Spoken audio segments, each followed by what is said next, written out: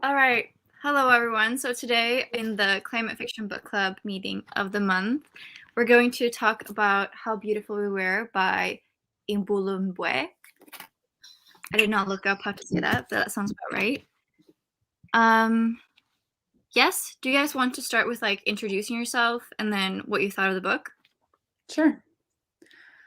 I'm Sim Kern, pronouns they, them, and I'm a member of this book club, and I have a booktube channel and all that I'm not very active on.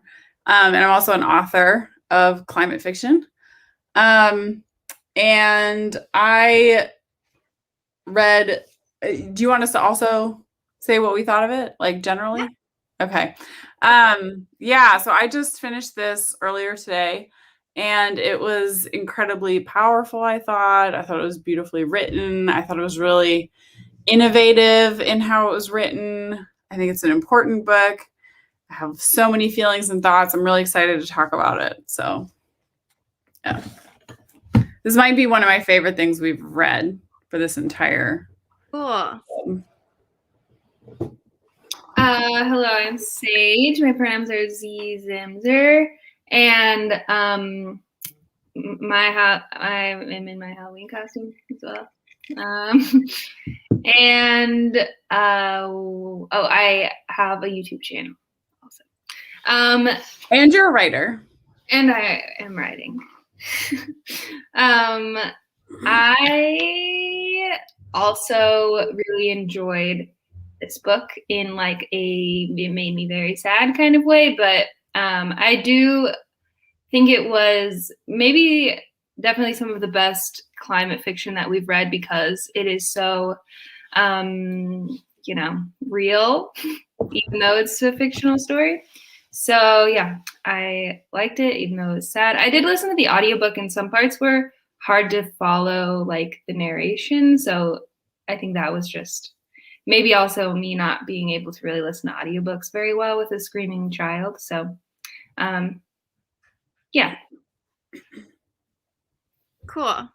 Yeah, I'm like also very excited about discussing this book. Like I had so many thoughts along with it and it touches on like so many different points that I was like, I need to like hear what you guys have to say about these parts and stuff. Yeah, I really liked it. All right, Charger. Oh my god, so unprepared. No, I really liked it too. I actually really liked how it was structured, like how we got one chapter from like these people in the family and then also like the children. Yeah, I guess like I wish we would have gotten a bit more of the action of the story rather than being told what was happening like afterwards. Mm. Yeah, there was a lot of narration, not much like scened out things. Um, and I also noticed it's almost kind of like stream of consciousness and like how it jumps around in time. Like she'll be like, first this happened, and then within each chapter, within each person's narration, I was just noticing at the end in like Juba's chapter, it was bouncing around a lot, and also was it the mom? What was the mom's name? Sahel.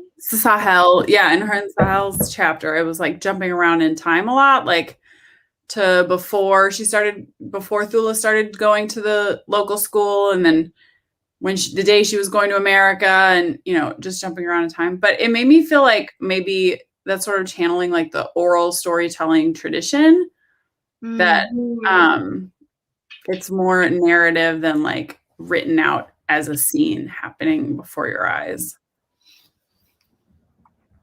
That makes sense with the idea of like the way that indigenous stories are told are often not in this very like structured plot driven like kind of this like specific method that's followed in so many books that are like bestsellers, and it's like almost decolonizing how you read books and allowing like space for just like I don't know, not being like, oh, I'm only like a plot driven person or something, but going into a book and realizing like the power and the importance of its story and the fact that the way that it's been told is really intentional.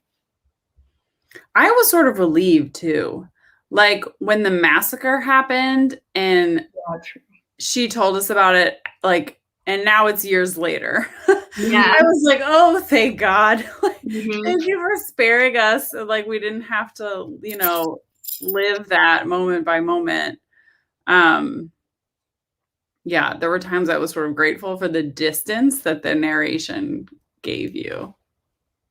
Right, Yeah. like, otherwise I probably would have been crying throughout this whole book, but it was, like, okay, even though the subject is very hard.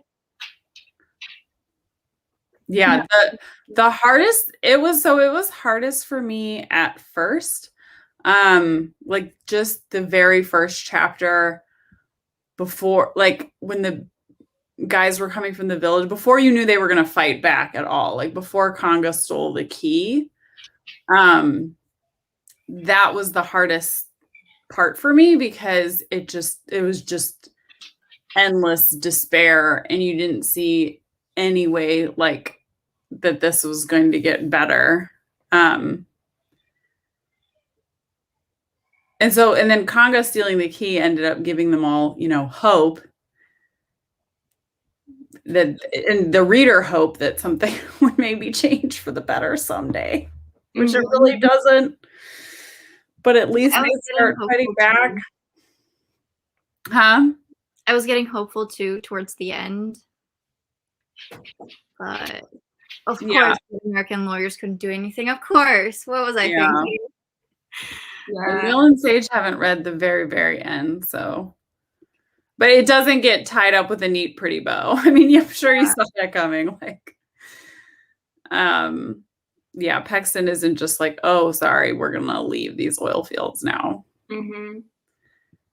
But what happened to me over the course of reading the book, when Thula went to America and started realizing, like, oh my God, there's pipelines here, there's people getting sick in communities here, like all this stuff. It was such a realization for me because I realized, like, oh my God, like I live here. Like there are hundreds of petrochemical refineries around me. I live within 5 miles of the ship channel. And my kids have higher cancer risks. And like that cancer risk here does not compare to the cancer risk there, but that's because we're not subsisting off the land. Like if I had to drink the water from the bayou 2 blocks away and eat fish out of the bayou, like we would all be dying. Like it is full of heavy metals. Like our soil, when my daughter goes down to the bayou, there's like sometimes it floods and it deposits sand all over the sidewalks, and she'll want to like dig in the sand. And I stop her, or when we get home, I'm like, we got to wash your hands right away because I know that silt is full of heavy metals. And like, I know that our air is toxic, and like we have shelter in places sometimes where we have to stay inside and not run the AC. And it's like, we don't live in huts, because we have like HEPA filters and we have city water filtration. And because our food comes from far away, not near the petrochemical facilities, like we still have an elevated cancer risk, but it's not like they were dealing with in Kosawa. But it's like, yeah, like, wait a second, this isn't that different from where I live with this kind of pollution all the time. The US just has like better infrastructure to protect us from it. That makes you think about how like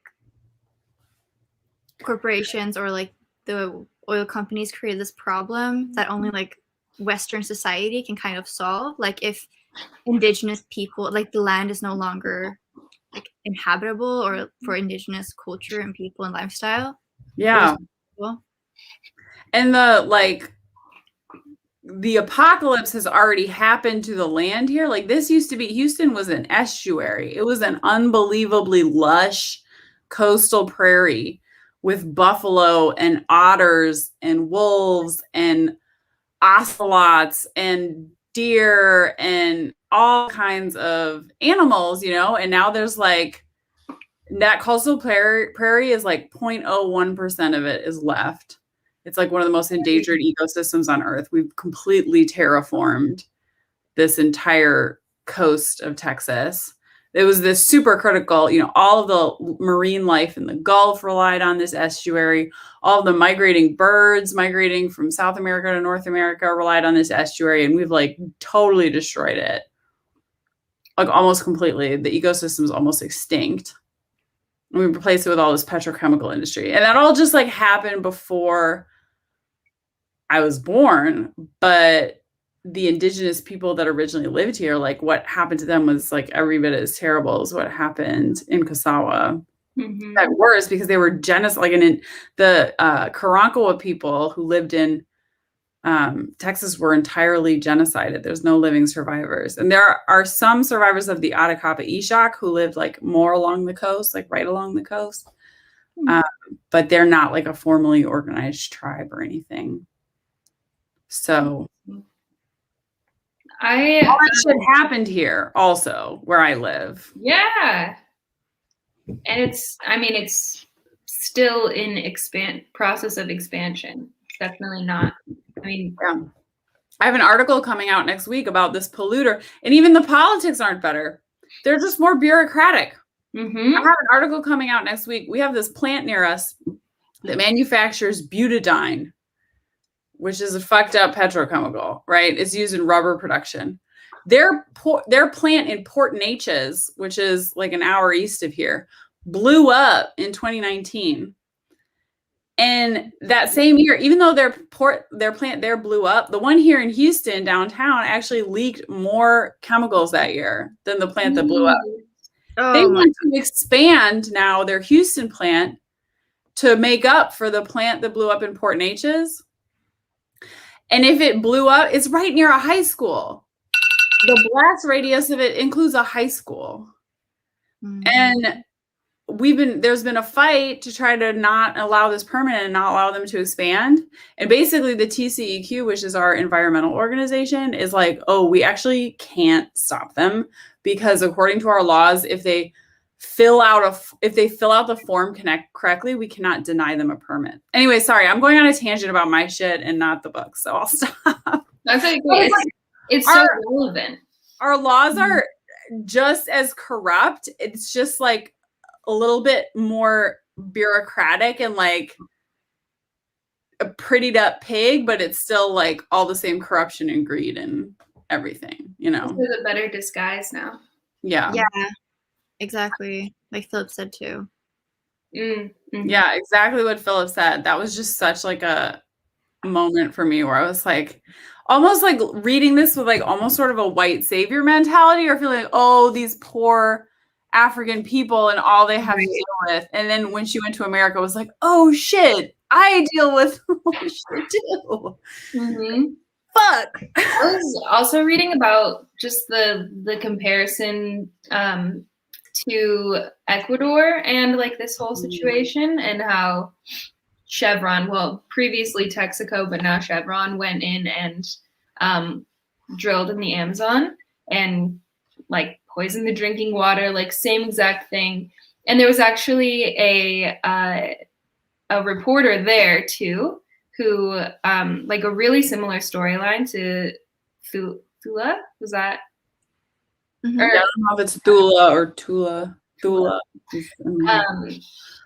Where it was this reporter who Chevron like flat out said, we're going to demonize this reporter to take the blame off of us. Like they like said it in the press, like it is, and like no one was, I guess, able to do anything about it because it's so bureaucratic.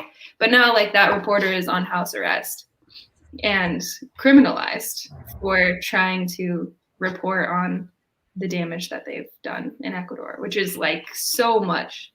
Same, like I was looking at pictures of the remnants of a lot of their like oil fields, and it's just like lakes of like that's I guess oil, but it's just like so terrifying. And yeah, the bureaucracy behind it truly makes it so like no one can do anything unless you have billions of dollars, because they're just going to pay everyone off to be quiet, or they're going to criminalize people speaking out against them because it's so tied in with the government as well. That made me think of something like in this book, they kind of like touch on like different ways like this issue should be handled, right? Like when we meet Austin, he says like his way is writing and it's very like love based, and he doesn't want to like do any like damage or harm to anyone else, and he just wants to like write and report. And then we have Thula, who like slowly realizes that she wants to like do protest and start a revolution. Mm-hmm. And then there's like the five, or the people in the town, who are just like so fed up and they're thinking about going more of like a violent route. And then there's like the people of the town who kind of just like want to survive, right? Who just doesn't want like the trouble. Like, what did you think about like which way is maybe like the most effective or would have been best for like the people? Or like what did you feel like you could relate to? Or well, none of it worked, right? Right, but so I thought that was very honest of the author, and I was really curious the whole time, like, what is your angle going to be? Like, how are you going to think we save the world? And then it ended up being like the really terrifying, honest thing, which is like, usually we don't, like, usually we lose regardless. I think she conclusively is showing that Juba's way is not good, because Juba just like sells out, right, and becomes rich and becomes a corrupt government official, but he's like dead inside and still suffering. So like I definitely get from the book that like the struggle, almost like regardless of how you go about it, the struggle is worthwhile. I don't know, but then it's like so sad that Thula gave up her whole life. I don't know though. She was married to her purpose. But so I think that she's saying Juba's way is wrong. And I think also like the five just starting to murder people sort of indiscriminately. And then how all the women in the villages got raped as a consequence, like by soldiers as a consequence of it. Like that was a clear, like, okay, this was not a good tactical strategy. Right. It wasn't like their fault. Yeah. You know, because you can't like, I mean, the people who did that towards the women is still the fault. Yeah. Action. So, yeah, I mean, I think that she is kind of showing that really bad consequences resulted and nothing good came from the violent approaches. Mm. When they started doing the destruction of property, though, like earlier in the book, that was when they actually got what actually got them the payout. I guess the only payout they got was like from the press, right? From when the article came out in America after the massacre and like the like pictures from of the the restoration movement. Mm-hmm. And Paxton cut them a check out of the generosity of their heart and like as a PR stunt. Totally. The only progress that can be made is when it's like also in the benefit for the oil companies. Yeah. How do you defeat an oil company? I don't know. Yeah, it's like interesting how I think it was Thula who said it at one point, how like there's no way that they could ever convince them that they would be worthy of humans or humanity or ever see them as like real people. And so they had to like play the game by their rules or like speak their language. Mm-hmm. But even that isn't a thing because they have like no money or power. Yeah. I do think the author was maybe trying to illustrate this like that like internal conflict with the character who comes back from the dead. Juba, yeah. Of like the internal conflict of like feeling like half dead to everything going around and being like so conflicted inside, but also just like so burnt out and like, well, shit, I can't do anything, so I might as well, participate. I feel like that in itself was like an interesting metaphor just for how like our whole conversation right now of like, how do you defeat a massive oil company? Well, yeah, just kind of like numb out sometimes because you have to survive, and also do what you can, but it's definitely not like a one thing. Because if you were to just be, even if you were taking a nonviolent action or approach, but still being really like forward in protest, that's also like a hard thing to do when you're not someone with billions of dollars to actually, you know. And it's not like, I don't know, it's not a young adult book. It's not a leftist praxis book. You know, it doesn't have an answer because it's fiction, and that's okay. And no one really knows the answer. And anyone who tells you they do is kind of full of shit, I think. Like, but it's a book about, I don't know, the struggle, you know, and what people are and aren't willing to give up, and how they each make their choices and make peace with that. And it's another one of these books about just like grief, you know, it's just like grieving this, the ending, you guys. I mean, you'll get there. It's the whole book is like an elegy to this way of life, you know, that was destroyed, and bearing witness to that, and just like holding space for that grief in the world, you know. Mm-hmm. I think that's valuable and worthwhile, and how it affects like entire communities, not just single people.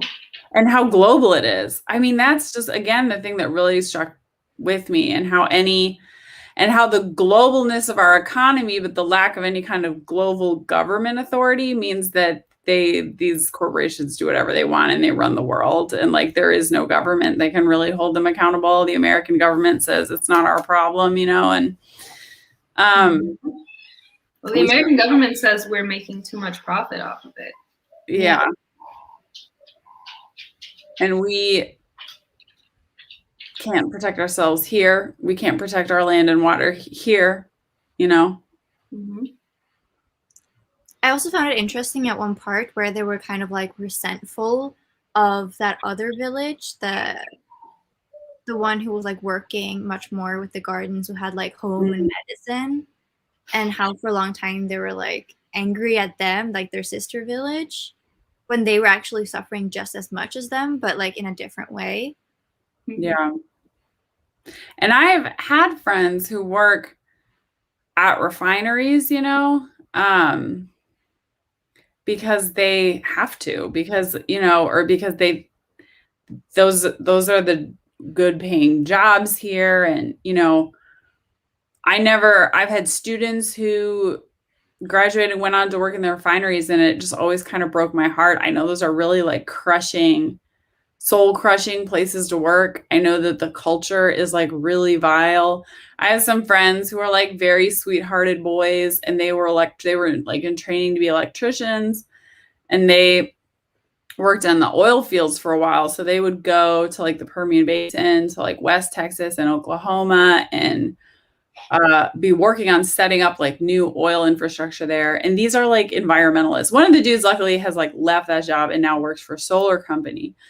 But while they were there, it's also, the culture is like, I mean, they didn't tell me like everything about it, but the culture is like really disgusting, like really toxically male.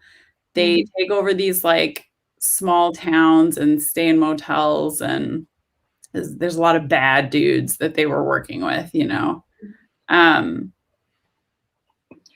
don't blame them the way I blame, but I do when I meet like an oil and gas exec guy, you know, like, who's like a friend of a friend, and like, oh yeah, I work in oil and gas. I'm like, fuck you, dude, all the way, fuck you to hell, because you have other options, and this is what you're choosing to do with your life to make as much money as possible.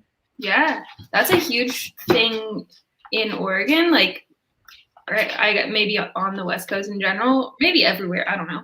But I grew up in a really poor town with a lot of poor people, and like your options, because college is not an option for most people, is to either join the military or go work in the oil fields. Like, yeah.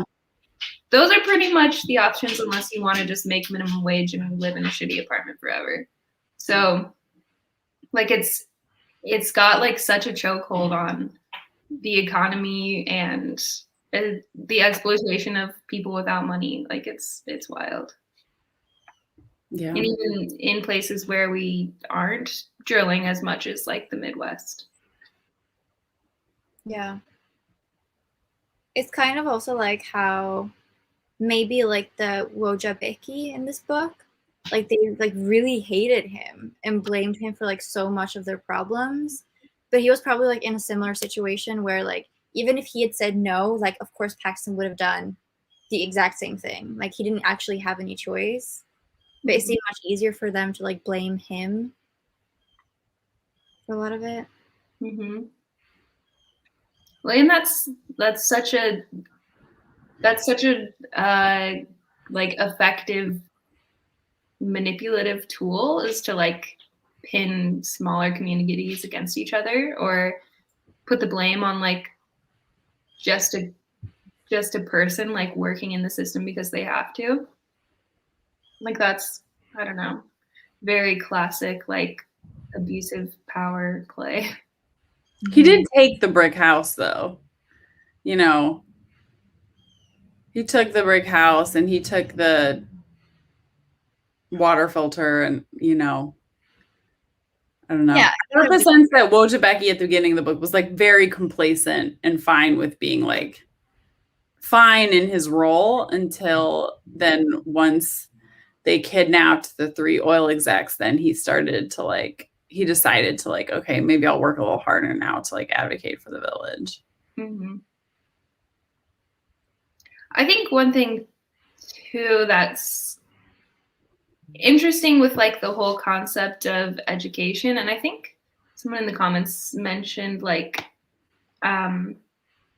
yeah, exactly, like the way that education is like so required, especially in I guess I guess everywhere, but not like a westernized education.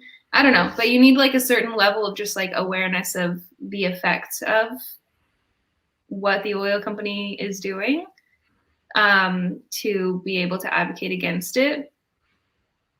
And I think, I don't know, like when those 3 executives came in the beginning, like there was a lot of like smooth talking, and I think that it's like thinking about the people that I know who've gone and worked in the oil fields to make money. It's like they have really not a lot of like idea of like realization of the huge impacts of that until they're like in it and they have to like get that firsthand experience, opposed to like being someone who has the privilege of having an education where you learn about that beforehand before you have to like be exposed to it.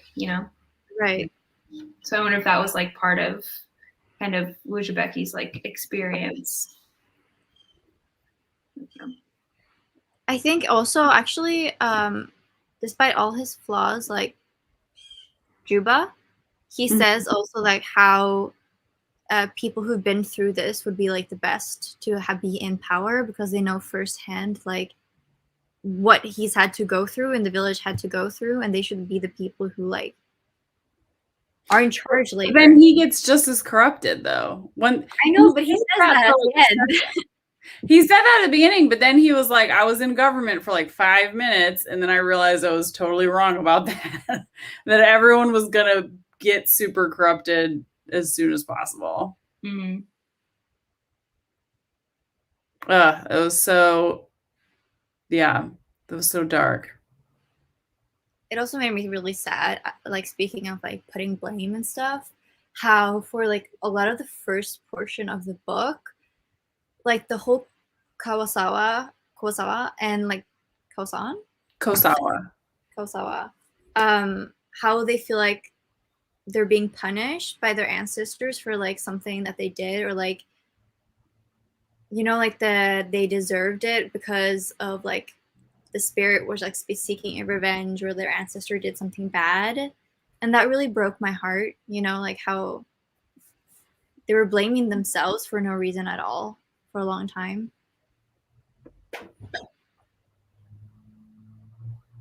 Yeah. I mean, I think we do that too in a way. It's like the people, I don't know, like in the US, we blame ourselves for poverty. We're taught to blame ourselves for our own poverty.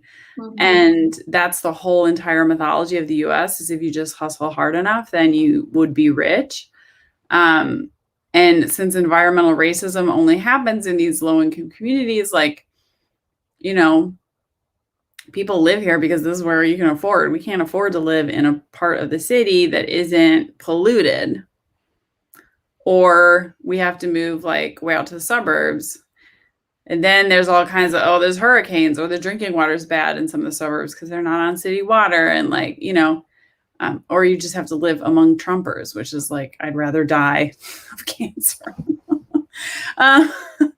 uh, so yeah, we're taught to blame ourselves for our poverty. And so in that way, I think because it's like this puritanical ethos at the heart of the American, this Calvinism, right? At the heart of America, where it's like, if you were good in your heart, then you'd be rich already. And everyone who is poor and is suffering deserves that in some way. Mm-hmm. Absolutely. I also want to talk about like what Philip said here because I thought that was really good with the Yaya, like her reflection, because she'd been through like for such a long time. She'd also experienced like the stories of slavery from her parents. Yeah, thank you for bringing that up, Philip. And the rubber plantations, and now the oil, and how it's like not really that different. Yeah, and how like the kids today think it's bad, but they think, oh, if only we could go back to my grandparents' time. And they don't know about how like soldiers were marching in and like, stealing all the men in the middle of the night. Yeah. That's a helpful perspective too. I mean, as bad as the pollution here is now, it was probably a lot worse in the 70s before the Clean Air Act, and the formation of the EPA. But this book starts in the 70s, right? Yeah, I was just talking about my house, my area. Yeah, absolutely. Just making that parallel. Yeah. It kind of like ties back to like the previous book we read about how like I'm totally blanking on what that book was. Wait, it was my book. Ideal. Oh, right. Yeah, like how the colonization or U.S. colonization like continues, and I feel like oil companies and that kind of thing is just like a big part of that. Oh, for sure. Yeah. And it's just totally global too. And so any movement to defeat it has to be global, I think. That's what we need, global solidarity for these things. But it's so hard because there's a lot of places in the world. There's so many places that shit's happening and people are suffering, and it's like impossible to throw your weight and your energy and time behind all of the causes. So it's how do you get there's so much, I have so much, what I learned from this book is like, again, I have so much more in common with these African villagers who live near petrochemical refineries, right, than I do with Elon Musk, right? Like all the billions of people on the earth that aren't the like 0.1% of the very richest, like we all have so much more in common and so much more to gain by taking back the wealth of these like super wealthy people that are profiting off the destruction of the earth. But it's like, how do you make that happen? I don't know. Yeah, like have we seen in like human existence a massive global like uprising? And well, we're seeing more global protests go global, like when Occupy happened, that there were occupations in cities all over the world. With last summer with the George Floyd murders, there was protests in Palestine and in all the continents on Earth. And I think probably with COP26 happening this month, we'll see like global protests. But so there are like networks and there's like people protesting in solidarity across the oceans, but there isn't like the coming together that, you know, there would need to be to have the kind of power to actually change governments and do things like that. Yeah. I really like Philip's thanks, Philip, for talking to us so much and bringing up so many great points. Can you put up his last comment there, Will? Yes. Because Sawa's leader was actually installed by European governments. Yeah. And we've done that all, like the US has done that all over South America,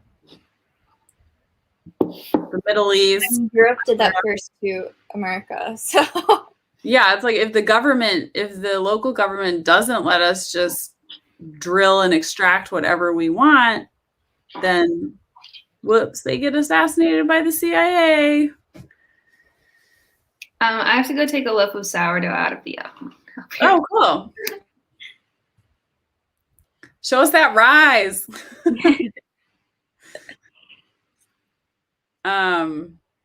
Yeah. Do you feel like, because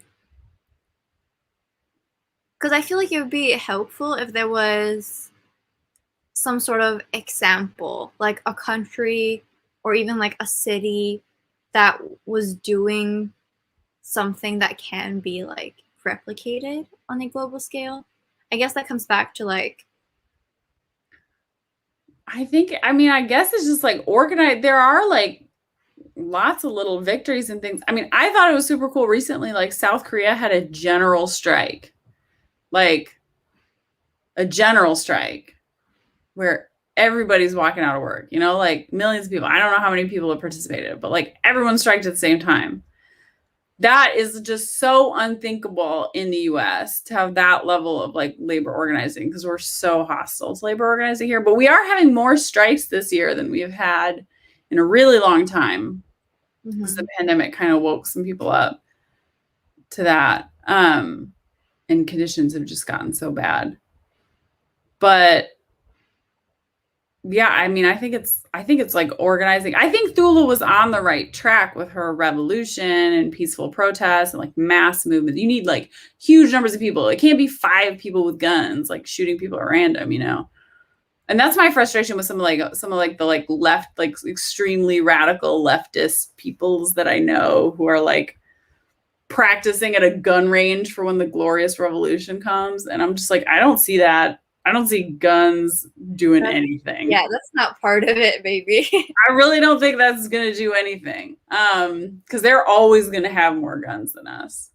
So it's just about mobilizing like massive right. people power and breaking through the propaganda that props up capitalism and breaking through oil company propaganda and people's concept about how the world has to be and ought to be and changing that, you know, and books do that.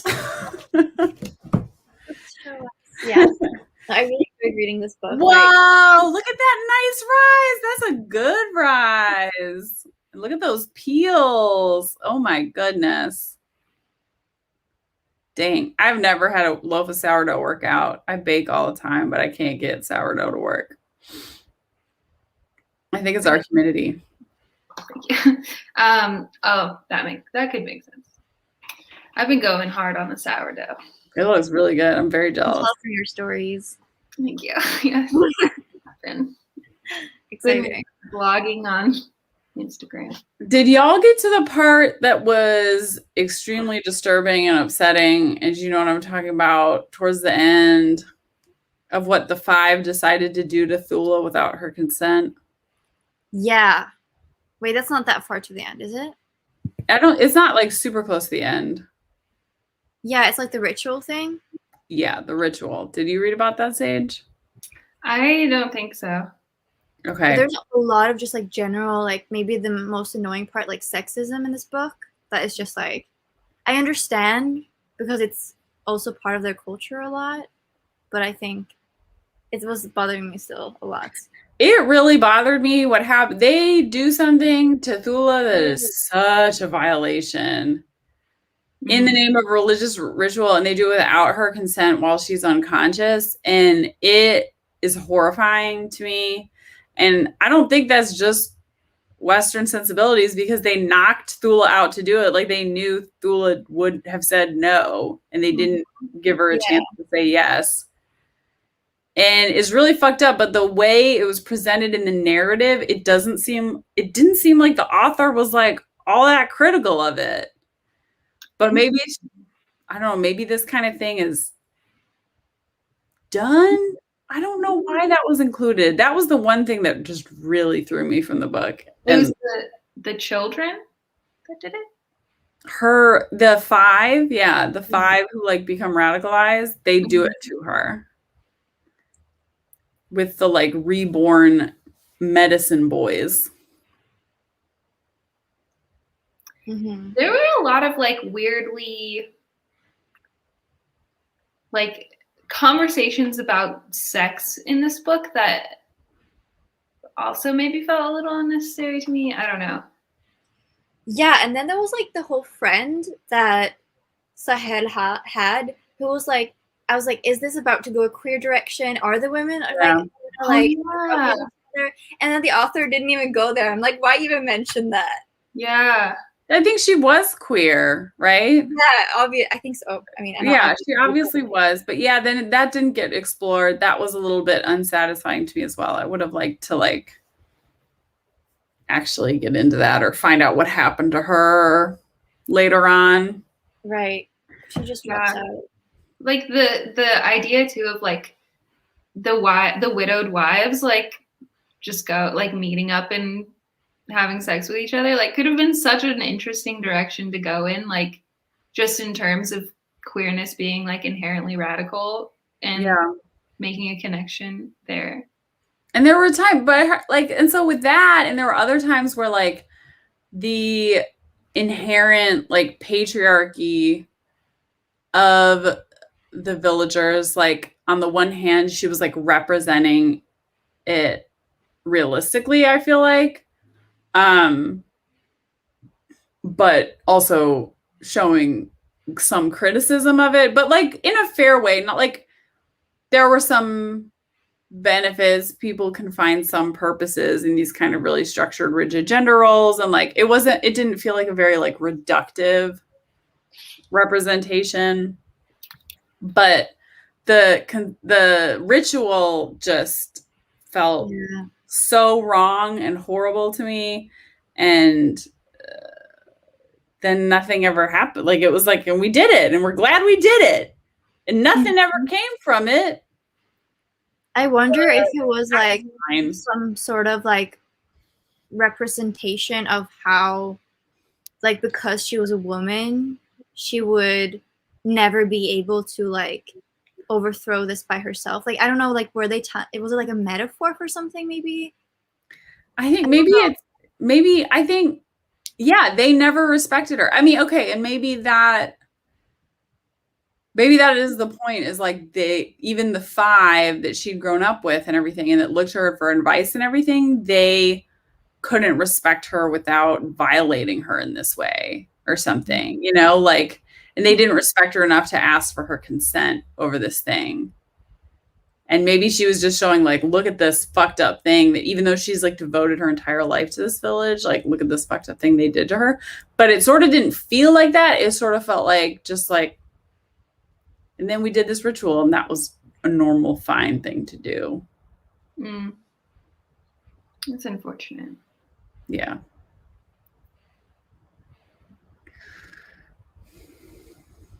Yeah. But it was also like, there was, I guess I wish it was more like maybe like redeeming qualities when it came to the sexism, like how no one thought she was a woman until like her womb was of use, or like how Bologna, is that Bolog, like the uncle, like how he was talking about women like butts and thighs, and like his only was like, it was just like, there was something a little hard she would have been like unpacked a bit more, Yeah. Yeah, maybe she's leaving it up to the reader to do that. I mean, it wasn't like the primary focus of the book. But yeah, it's almost like there was some dot that wasn't connected for me between like the way Paxton treats the villagers, you know, and everything, and then the way patriarchy is another form of oppression. I feel like there's like a dot there that maybe didn't get connected for me. And honestly, I think most of it in the book, like I was fine. It was just that one ritual. I wonder if that like intentional like open-endedness of the like different ways that you can like approach the climate crisis is also like the overarching patriarchy of like there are also these things like you can try to fight back and there's just like this is the what you're gonna face when you do that. Yeah. Like I wonder if, like, or again, it's just like it's not a book that's trying to be preachy or like show like this is the right way. This is this is how you fight the oil company. This is what a good culture looks like. This is how women should be treated, you know? It's just like this is how it is.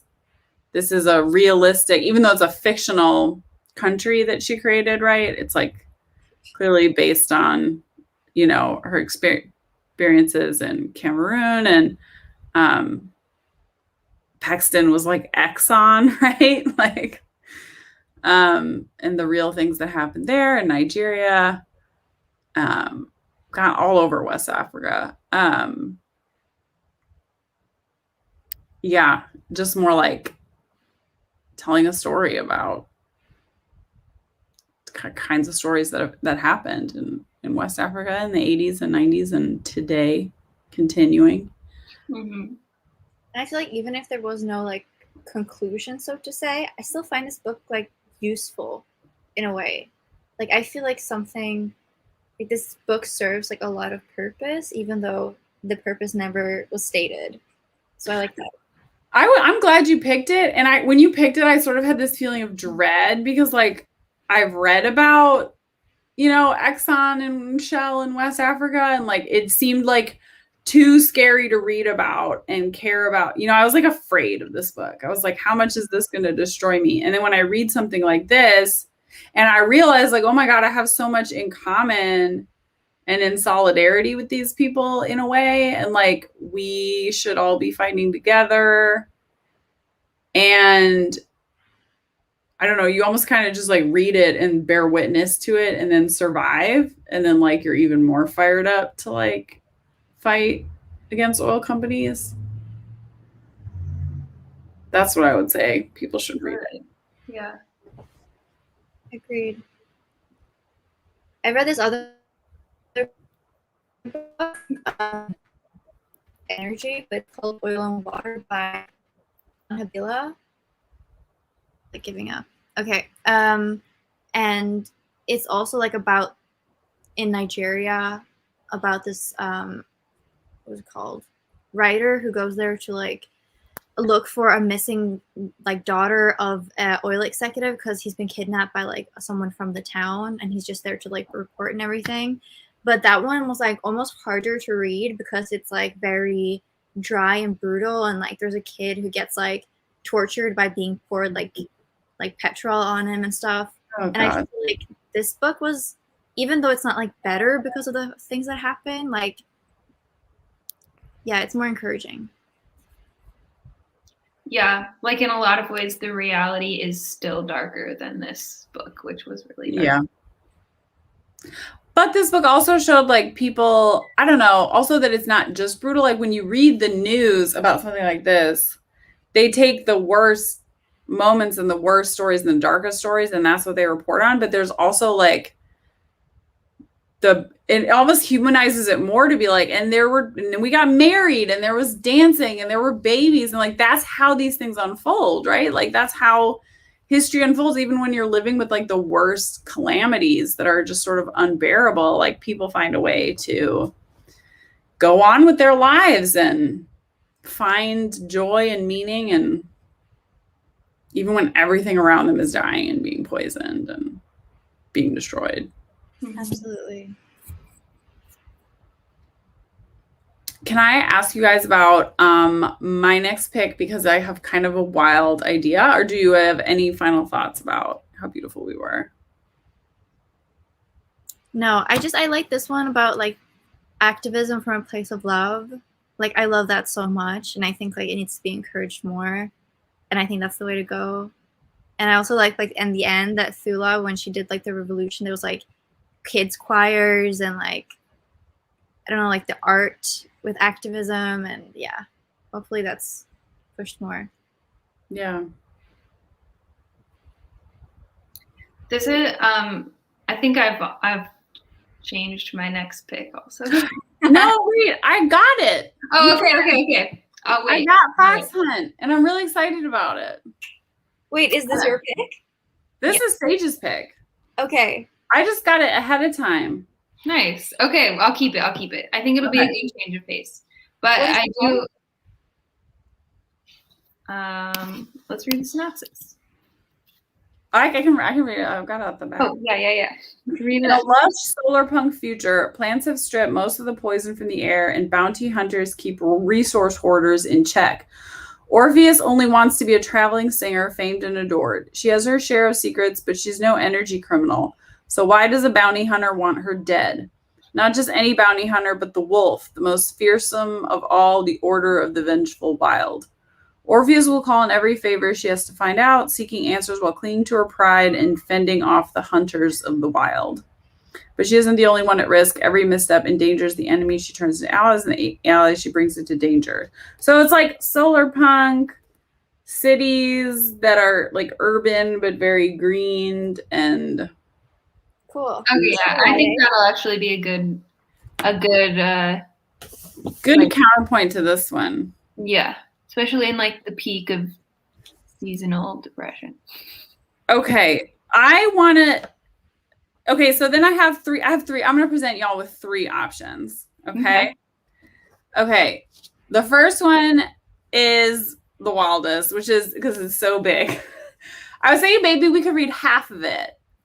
And then if people want to finish it, they can finish it. But it's Ministry for the Future by Kim Stanley Robinson. Everyone keeps telling me I have to read it because it's also solar punk, but I think it's like much more grounded in realism than Fox Hunt probably is, or Kim Stanley Robinson. Look, I read his Mars trilogy, his Terraforming Mars trilogy, and I actually got really annoyed and couldn't finish it because the way he writes female characters is ridiculous. But everyone just keeps telling me, because I'm like a cli-fi person and I'm interested in solar punk and hope punk, that I have to read this book. Because it's like how humans are rebuilding after like climate change gets really bad. And then people actually start to come together to like try to change the government and stuff. A remarkable vision of climate change over the coming decades. But they actually try to like come together and start to like address it in a very meaningful way. And it's going to be very granular in terms of like telling you how humans are going to get out of climate change.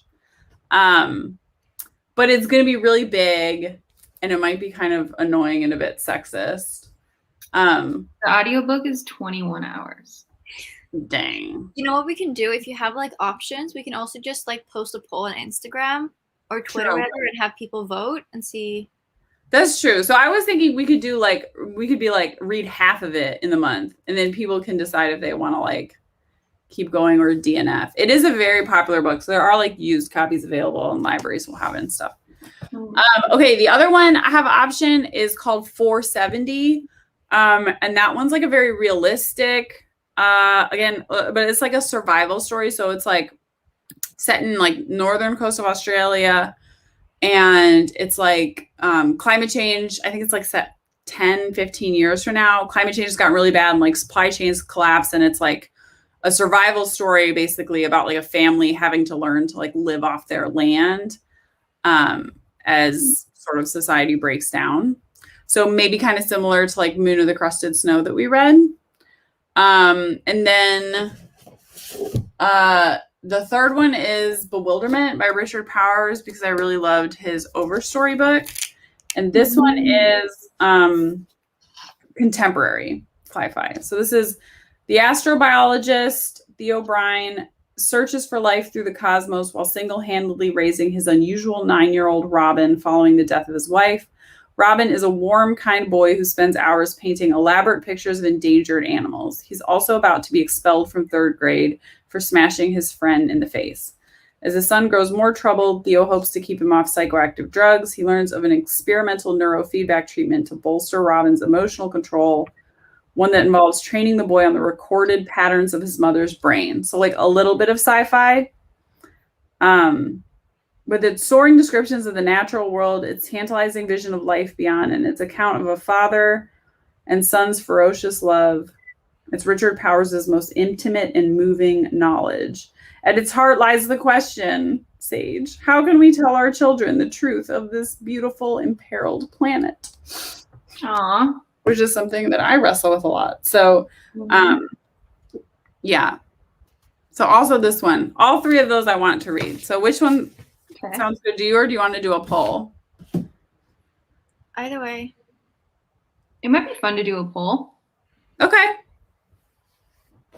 Yeah, let's do a poll. How do you do an Instagram poll? I'll do it. Okay. Don't worry about it. Thanks. Just like people say it in the comments. There's not like a way to do buttons, right? No, like in the stories, like you can put up like a questionnaire thing and people can like click the book. Okay. Like, first little synopsis of each or something. Okay. If you send me the titles. Cool. You have your pick, Will? No, I haven't actually thought about it, but I do have 3 climate fiction books here that I really want to read. 4. That's 4. Mm-hmm. Oh, So I want to read Amitav Ghosh. I want to read that Gun Island one too. Yeah. Yeah? Yeah. I have that one, and then I have The Swan book by Alex Wright. This is a wait, sorry, that's and then this is like a short story collection. I think maybe Korean. Bluebeard's First Wife. Or Still Aside. I haven't decided which one. Oh, cool. But I feel like it'd be nice for me not to have to buy a book. Yeah. Once. I'll let you know. Okay. Cool. I think the one that I was thinking of changing out, but I'll just wait until the next one, is also a short story collection, which is it's called Grievers, and it's by Adrienne Marie Brown, who did Pleasure Activism. Cool. It sounded very good. I love her. Mm-hmm. Yeah, I think that'll be interesting to have some short story collections. So. Yeah, we haven't done that. That's cool. But I like Fox Hunt, and we haven't read Solar Punk. That's true. So. I think it'll be good for the month of November, because that'll be an intense month for me with writing and reading. Great choice. All cool. Right. Well, thank you both for joining me today, and thank you for Philip for chatting with us. Yes. I really enjoyed it, this book club this month, and also chatting with you. Mm-hmm. We're almost going to be coming up on a year, y'all. I'm proud of us. Whoa. And we haven't missed any, too. We've, like, really stuck with it. Except Sage's last month. What was that? Oh, yeah, we did miss that. Oh, we did skip Gold Fame Citrus, yeah. Mm-hmm. Oh. That's all right. It was skippable. Yeah. Yeah. Okay. Bye. Bye. Bye.